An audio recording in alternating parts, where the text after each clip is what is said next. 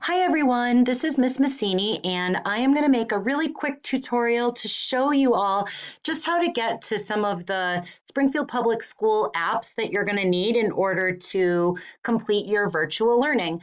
So one of the easiest ways to access these apps is to go to the Springfield Public Schools website. So www.springfieldpublicschools.com, and when you scroll down, you're going to see an icon that says students. So we're going to click on students over here on the right. All right, so these are all of your student links. Student links already was up, but just in case, here we go, student links. And there's a couple really great ones. So the first one is the link to your student application page on SPS. And if you scroll down here, you will see Power School for Students Unified Classroom. So what I'm actually going to do is I'm going to click on the first one, the links to the student application page on SPS, because as you can see, this is what your computer usually looks like when you're at school. So when you're using an SPS laptop, this is usually what your screen looks like, okay?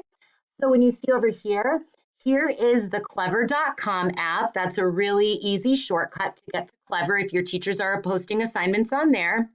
Discovery Ed, Office 365. We have the SPS libraries if you're looking for a book to read. iReady is down here for students that are doing assignments on iReady, and a couple other ones. But the one that we're going to focus on today is Unified Classroom. So I'm going to click on this. Okay, this is the Unified Classroom welcome page. So once you're signed in, what's really great is Unified is going to store your information. So my information is stored in there, but I'm not going to sign in as a teacher. I'm going to try to sign in as a student. So in order to log in, you're going to put your student ID number. That's the number that you use for lunch. Okay, and then your password is always capital S, lowercase p, and your birthday. And your birthday is 6 digits. So 2 for the month, 2 for the day, and just the last 2 digits of the year. So should be familiar because this is how you always signed on in school. All right, now here's the part where everyone gets confused.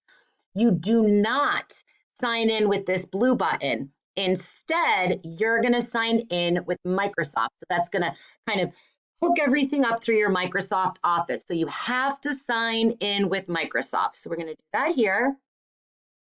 And now it's going to take you to your Microsoft account that you all have through SPS. So I'm not going to sign in as a teacher. I need to sign in as another account, but you may have your information filled out here already. And then this pops up. And here's where a lot of people get stuck, because you're going to use your school email, not your personal email. And your school email is really simple. It's your student ID at Springfield Public Schools with an S.com. So let me type in my student ID at Springfield Public Schools with an S.com. Next. Okay, now it's going to organize all your information. So once again, we have this little thing over here. It's going to make us sign in again, capital S, lowercase p. I'm going to sign in with my 6-digit birthday, and now we can sign in. Now you're going to want to hit save so that it saves all your information and you don't have to sign in over and over again. I'm not going to, because this is not my actual login. Okay, so this is what the student dashboard looks like. So over here, you can see all of your classes, and I'm just gonna go over to Miss Maccini's class. Okay, so here's all the classes that you have. You can click here. So let's look over here on the left on the toolbar, the button that says communication. This is how you can message your teachers, okay? So there is an activity feed with posts, and then you can individually message your teachers. So there you go, you could message your teachers. Here's an activity feed. This is what I have been posting to my classes. But what I want to show you are the class pages. So class pages, your teachers are able to make almost like a little class website. Okay, so when you go to class pages, it's going to be in order that your teacher posted them. So this was one that I made. It's just a welcome page with directions, and you may have some videos on yours.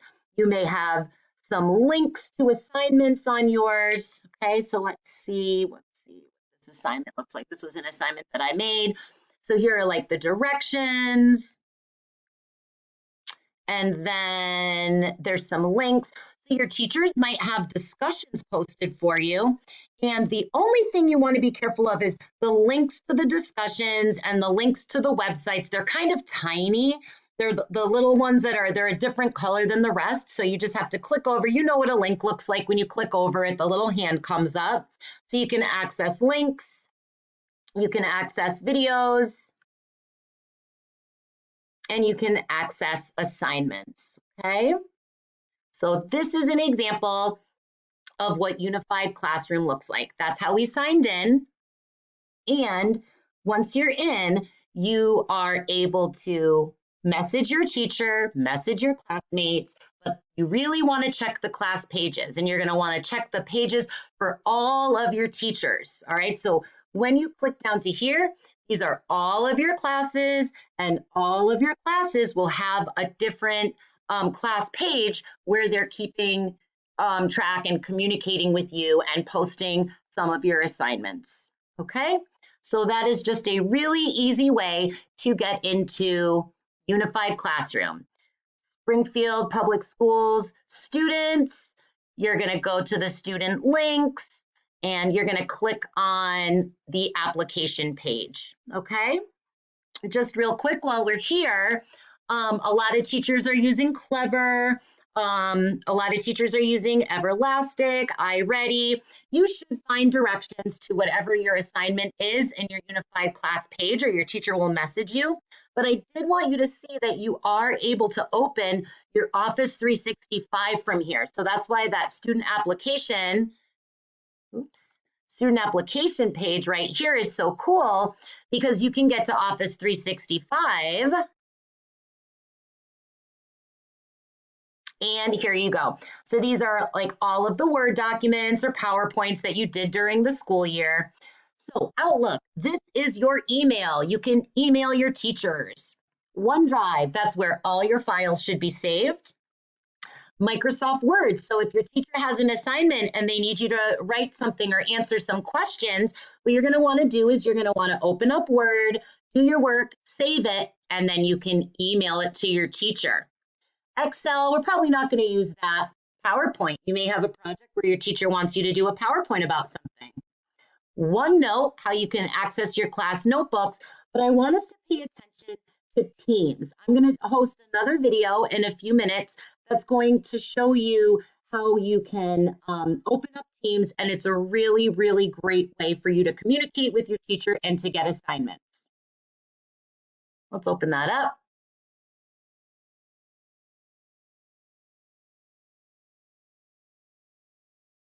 So Microsoft Teams is a secure way that we're going to be able to communicate with each other.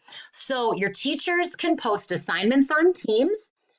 Your teachers can use the digital notebook that's in Teams, and you can also do group chats in Teams. So once again, here are your classes. So you have all your different classes.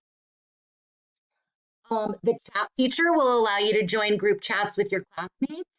If you ever get lost, just come back over here and hit Teams, and it'll bring you back to all your different teams. Think of each team as a class. So every team you have is a class.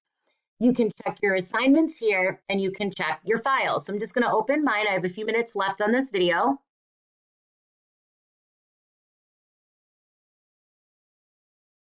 Okay, so the very first thing that comes up when you open up a classroom or a team is here is a running group chat that your teacher will post a conversation.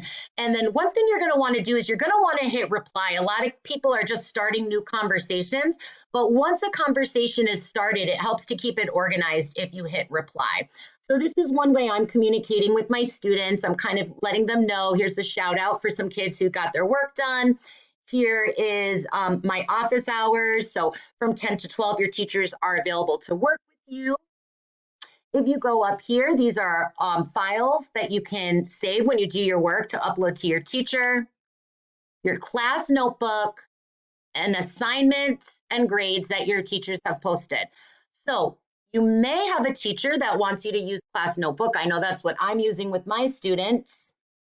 And so what I'm having my students do is click into class notebook, and then I'm asking them to, you're going to need to open it in the app. You're not going to be able to just access your notebook from here. I think this one might have hooked into my teacher's account. So if yours looks a little different, that's okay. But if your teacher talks to you about a class notebook feature, that's what this is. And remember, you're going to open it in the app. Assignments, you can click assignments. And I have not posted an assignment on Teams yet. I'm still waiting for a few kids to join in on Teams, but this is where you can find assignments, and then you would have some grades. Okay, when you open up your digital notebook, this might sign into my teacher account. It does. So you have all your different notebooks. So remember just to click which class you're actually working with. And so your notebook is only going to have your name. Oops. So you're going to want to click your name and then click the section of your notebook that you're working in. And just like a regular notebook, you have, or think of a binder or like a trapper keeper binder, right? You have the different sections of your binder, and then you have pages in each section. So your teacher could post an assignment like this. So here are like some directions, here's a video, and some questions. All right, so this is for my class. Your teacher can also post a story in there for you to read, okay? So I'm going to close that out.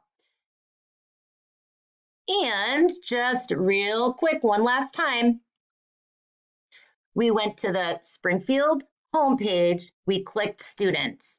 Then we clicked linked to student application page. And once you're on the application page, here are all the different apps that your teacher might use.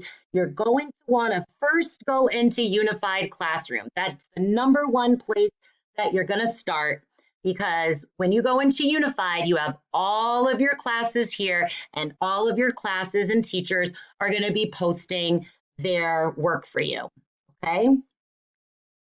So when you're in Unified Classroom, you pick your class. I know sometimes it's tough because it has the different sections, but it'll say English, it'll say math. And then going down here, these are all the different pages that are going in order. Hopefully they're dated for you, and then you can check in to see what you need to work on, okay? If you get stuck or overwhelmed, you can email your teacher by clicking communication and messaging your teacher, or when you're over here and you're in Office 365, I think I have it open here. Here you go. You can always click Outlook. Outlook is going to be your email.